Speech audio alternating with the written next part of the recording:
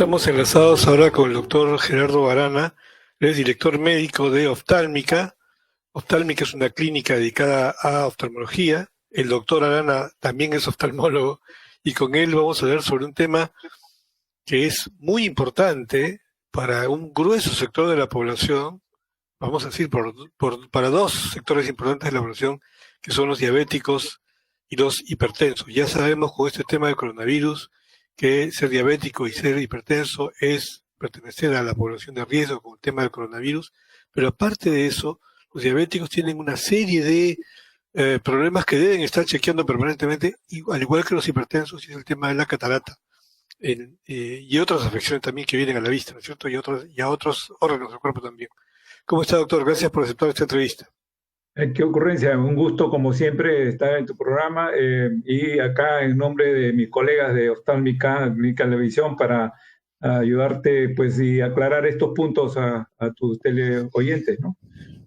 Bueno, a ver, la pregunta primera es, ¿todos los pacientes o todos los diabéticos tienen o van a desarrollar catarata en algún momento o tienen más posibilidades de desarrollar cataratas? En general, si vive mucho, va a ser la primera respuesta, todos. Y si es que tienen un tiempo de vida más corto, tienen muchísimas más posibilidades de tener catarata que el resto de la población. Porque el metabolismo de la glucosa, que es lo principal que se altera en esta enfermedad, el exceso de la glucosa tiene que manejarla el cuerpo en alguna forma. Y dependiendo de los sitios, de los órganos, hay unos sitios que agarran la glucosa y la convierten en lactosa, la convierten en fructosa, la van disolviendo en cosas más pequeñas para poderla usar. El cuerpo no usa directamente la glucosa. Entonces, cuando falla la insulina o fallan las células que van a manejar la glucosa para poder cambiarla en sustancias nutritivas, y comienza a acumularse la glucosa, entonces esa glucosa, donde está, comienza a afectar el metabolismo, o sea, cómo se nutre la célula que va a recibir esa nutrición. ¿Qué cosa hace la glucosa? Pues se acumula y comienza a retener agua, porque como no puede disolverse en cosas más pequeñas para nutrirse, se queda y comienza a aspirar agua porque es una sustancia que trae agua. Entonces comienza a hidratar los sitios donde está acumulándose. En el ojo, uno de los sitios donde se acumula más y porque no se puede manejar es a nivel del cristalino. Entonces comienza a edematizarse el cristalino, a hincharse, y al hincharse, que es un órgano transparente, comienza a perder transparencia, comienza a haber una catarata diabética. Conforme, si se controla rápidamente con insulina o con medicinas, entonces nuevamente se utiliza la glucosa, desaparece esta carga de líquidos y gana nuevamente la transparencia. Pero si esto se repite, entonces ya no regresa a los niveles primarios, sino que ya queda un poco de opacidad. Y si es una alteración permanente de la glucosa, entonces lo que hace simplemente es ya dejar hinchada, de perder transparencia y comenzar a ponerse más dura, porque ya los sistemas que permiten que el cristalino, que es como una especie, una lenteja móvil para poderse enfocar, estirarse, adelgazarse, ya no lo hace porque se pone dura. Entonces comienza la catarata en el diabético. En general, si uno tiene una sobrevida amplia, todos vamos a terminar teniendo una catarata en algún grado. Pero si encima es diabético, este va a ser una presentación mucho más precoz que en otro grupo de pacientes o personas. ¿Cuán importante es medir la presión del ojo? Yo sé que una cosa es la presión del cuerpo, vamos a decir, y otra cosa distinta es la presión del ojo, ¿no es cierto? ¿Por qué hay esas dos presiones distintas? Bueno, mira, en principio, fíjate, es una característica de las especies.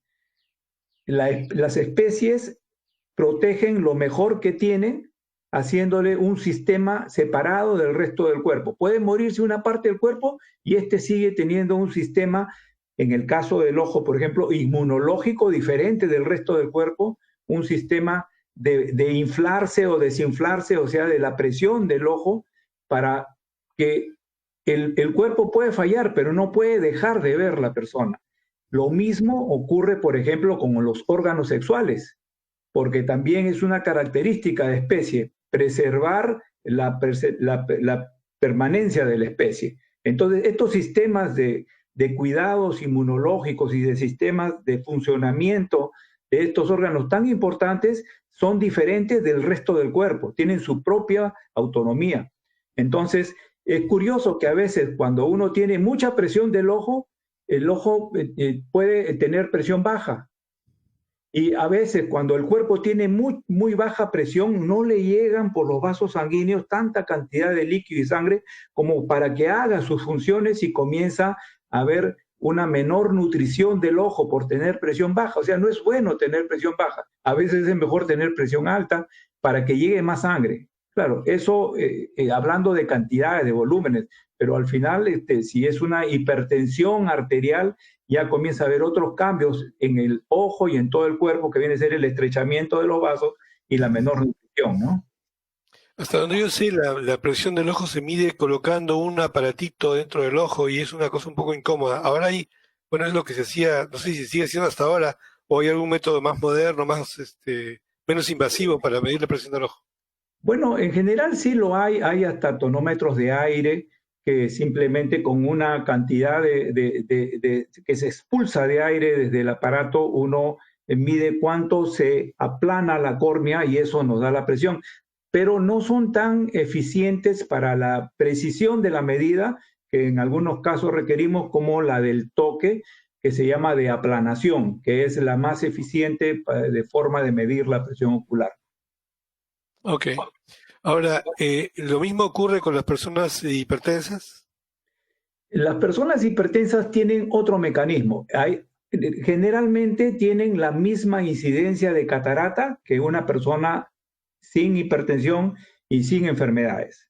O sea, tiene la misma posibilidad, o sea, ahí viene porque sea mayor de edad, o sea, que ya tenga un grupo etario que sea un adulto mayor, puede ser por una tendencia genética que los padres han tenido, los abuelos, entonces también tiene alta posibilidad de desarrollar catarata. La misma situación que se da en cualquier otra persona que no tenga este problema de hipertensión arterial. Entonces, las cataratas no son más frecuentes en los hipertensos arteriales que en cualquier otra persona. Sin embargo, afecta mucho el ojo, pero no a nivel del cristalino, sino a nivel de la retina. Entonces, ahí es el punto crítico de la hipertensión arterial. La retina es, pues, lo que viene a ser la parte nerviosa del ojo, la que al recibir la luz, recibe esa luz y la recambia en factores de estímulos eléctricos, que imagínate que un estímulo eléctrico te diga, esto es un color azul, esto es de forma redonda, esto de acá es alargado, esto es una palabra que está en tal idioma. Entonces es complejísimo en la forma como el ojo, al recibir la información de la parte externa del cuerpo, la modifica y la lleva a través del nervio óptico hacia el cerebro occipital para que la interprete. Entonces, cuando eso está funcionando bien, también funciona bien todo el sistema de llegada de información al cerebro. Pero si comienza a haber una hipertensión arterial en que la nutrición del ojo ya comienza a disminuir porque los vasos son estrechos, porque comienza a ajustarse, hay unos sitios que se llaman cruces de arterias y venas. Entonces hay unos sitios en que se llama, es una cosa curiosa, pero cada vasito tiene como una especie de una envoltura de regalo. O sea, se llama la adventicia. La adventicia de la arteria va sola, la adventicia de la vena va sola, pero donde se cruzan, la adventicia de la arteria envuelve a la de la vena. Cuando se estrecha el diámetro de la arteria por la hipertensión arterial, estrecha también a la de la vena y la ingurgita porque no la deja pasar. Entonces hay doble mecanismo. No le llega bien la sangre al ojo porque los vasos han adelgazado y no puede salir bien la sangre porque la ha ajustado a la vena, que es la que saca la sangre del ojo. Entonces hay dos mecanismos por los cuales comienza a fallar la nutrición y la función de la retina. y toda esa información que va llegando al ojo comienza a tener una información menos detallada, menos precisa, menos en cantidad, y comienza a ver hasta zonas en que ya no dejan de ver porque ya no tienen nutrición. Se llama isquemia retinal. Y esos producen también otras complicaciones porque el cuerpo detecta de que no hay vasos en esas zonas, entonces trata de crear nuevos vasos porque hay que nutrir y crea neovasos. Y esos neovasos son frágiles, no tienen las características de un vaso normal y comienza a haber sangrados, entonces comienza a haber más complicaciones propias de este tratar de arreglar el problema. Esa sería la forma como la hipertensión altera. Ahora, hay una forma de hacer un tratamiento que no sea por una operación, o sea, por ejemplo, la presión alta en el ojo se trata con una operación o hay que hacer, o se lleva un tratamiento clínico. Mira, el ojo, tenemos la suerte los oftalmólogos de ver, es el único sitio donde uno puede ver en vivo y en directo cómo está la arteria en el cuerpo. Lo que ocurre en el ojo, uno lo ve directamente y sabe cómo está todo el cuerpo en la misma calidad. Entonces, al tener esto, nosotros decimos, esto no es una enfermedad del ojo, esto es una enfermedad del cuerpo, que uno de los comprometidos es el ojo. Entonces tenemos que tener mucha relación con los especialistas, como en este caso el cardiólogo, hacerle, aparte de la parte que vamos a hacer nosotros de tratamiento, que ya te digo, hacemos rápidamente interconsultas al cardiología. El doctor, el paciente con severa estrechez arteriolar, ya está teniendo hemorragias en la retina, eso le está diciendo, ya está teniendo microhemorragias en el cerebro, ya tiene posibilidad de hacer infarto, ya tiene insuficiencia renal. Entonces, es uno de los exámenes que piden los cardiólogos, por ejemplo, y casi la mayoría de médicos internistas, es vaya al oftalmólogo que le hagan un fondo de ojo para ver, y le describimos cómo está el estado de sus vasos sanguíneos para que vean también cómo está el estado general de su cuerpo, incluido el corazón, cerebro. Entonces, esa sería la primera de las partes, el que rápidamente al ver un problema en el ojo, mandemos a hacer la interconsulta al especialista para que colabore o tome la batuta a la cura de la hipertensión arterial, porque hay medicinas que vuelven a hacer que el vaso vuelva a tener un diámetro apropiado, que ya no haya grasas en sangre. Entonces, ellos arreglan la parte, digamos, fundamental del problema de la hipertensión arterial. Pero ¿cuánto afectaba en el ojo? A veces puede ser que solamente con el tratamiento del cardiólogo se arregle lo del ojo, pero si no, para evitar estas cosas que se llaman isquemia, que referí, la isquemia o falta de oxigenación retinal, entonces a veces tenemos que hacer tratamientos. Y el primero que se hace generalmente es aplicación de rayos láser para matar las zonas que están ya, rematar, digamos, las zonas que ya están muertas para que no emitan sustancias que implique que vuelvan a que hayan crecimiento de neovasos. Entonces, esa sería una de las formas de tratamiento que, siendo invasivos, ¿no? Pero son curativos también. Ok. Ahora, una de las ventajas, digamos, que tiene el campo de la oftalmología es que la mayoría de las operaciones, según lo que yo sé, son ambulatorias y la curación es bastante rápida. Digamos, la absorción o el problema de la cicatrización es bastante rápida, ¿no? Fíjate, sí, te cuento rápidamente una cosa curiosa. Cuando yo recién comencé hace muchísimos años mi residencia, la persona, yo trabajaba en el Hospital Rebagliati, que en ese tiempo, pues el non plus ultra de Perú. La persona que llegaba a operarse de catarata tenía y entraba una semana antes de su operación, se operaba y se quedaba un mes hospitalizado. Un mes hospitalizado con unas, digamos, protectores de cabeza para evitar el movimiento. O sea, tampoco era que el paciente se levantaba, iba caminando y iba esperando que cicatrice. Ahora, fíjate cómo ha variado la tecnología y para eso, pues nosotros tenemos que estar bien actualizados. Ahora la operación se hace en 20 minutos, sin puntos, con ingresos de 2 milímetros, con ultrasonido. El paciente va y si es mucha necesidad, porque por ejemplo el otro ojo lo tiene mal, se va descubierto, ya está usando el ojo operado, inmediatamente después de la cirugía. Esos son los avances que ocurren. Ahora la mayoría de instrumentales son de Le llamamos por calibre, igual que por ejemplo una aguja intramuscular es un calibre 22, esta usamos calibre 27, o sea, mucho más delgaditos que esos para entrar al ojo y atacar la sangre, comer las membranas que han crecido, inyectarle líquidos que necesiten. Entonces son completamente, son invasivas, pero mínimamente invasivas. Entonces sacamos y ni siquiera le ponemos puntos. Entonces no hay puntos, ya ahora son raras las cirugías en que ponemos puntos en el ojo.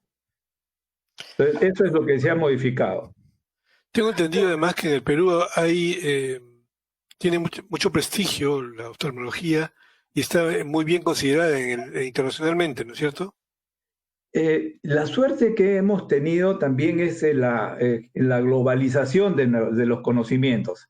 Lo que, por ejemplo, antes aparecía por revistas y que se publicaba luego de un año de haberse hecho el descubrimiento, ahora hay las prepublicaciones, o sea, antes de que llegue todavía a publicarse ya se tienen las informaciones e inmediatamente. Incluso se habla con los mismos que han producido estas prepublicaciones.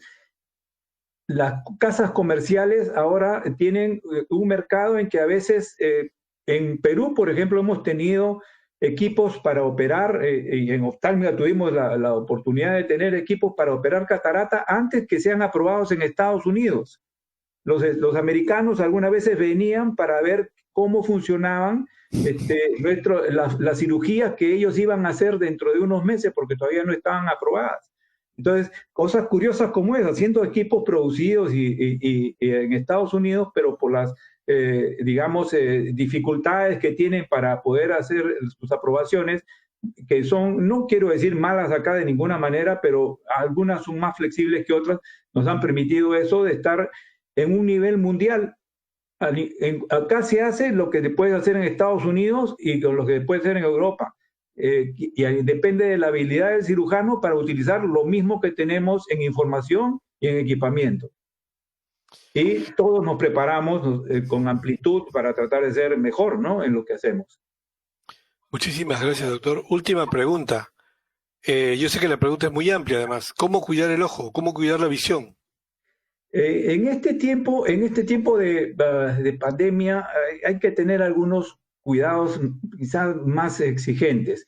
Lo primero es lo que ya todo el mundo sabe: lávese las manos, no se agarre la cara, porque la forma de contagio es que las partículas del virus, ya sea pues por la mano o por el aire o por la saliva, llegue a la boca, llegue a la nariz y llegue al ojo. Las tres son formas de ingreso del virus al cuerpo, porque el ojo se comunica con la nariz. Entonces el virus que entra a través de la lágrima o porque vence unas enzimas que tiene la superficie del ojo, ingresa por las vías lagrimales hacia la garganta y ocurre lo mismo que hubiera entrado el virus por la boca y por la nariz. Entonces la higiene es fundamental. Los que usan lentes de contacto deben de dejar de usarlos y ponerse anteojos, porque si no están agarrándose frecuentemente y aumenta mucho con este toque de ojos la posibilidad de enfermarse. Tercero, usar el anteojo. Y el anteojo también es una barrera para que no ingrese el virus, porque aparte de lo físico, uno cuando se agarra el ojo, resulta que no se agarre el ojo, sino se agarre el anteojo. Entonces evita que esté agarrándose la cara. Entonces son cosas así sencillas, pero importantes. No frotarse el ojo para nada. Y por supuesto, ante los primeros hallazgos de síntomas, tiene que ir a un oftalmólogo, porque si bien la incidencia de enfermedad por el virus es poca, pero enfermedades que uno tiene, por ejemplo, el glaucoma o las maculopatías, que por este tiempo de pandemia no han ido a los controles, acá lamentablemente la enfermedad no se detiene. Entonces ahora con todos estos sistemas de protección personalizada y todos los protocolos de seguridad, diría a tus oyentes que deben de ir a las instituciones oftalmológicas para que reinstalen sus tratamientos, porque lamentablemente la visión no espera, va a perderse y es importante preservarla. Nuevamente, muchísimas gracias por su tiempo, doctor. Gusto escucharlo. Encantado para servirle. Hemos Adiós. conversado con el doctor Gerardo Arana, director médico de la Clínica Oftálmica. Muchas gracias, doctor.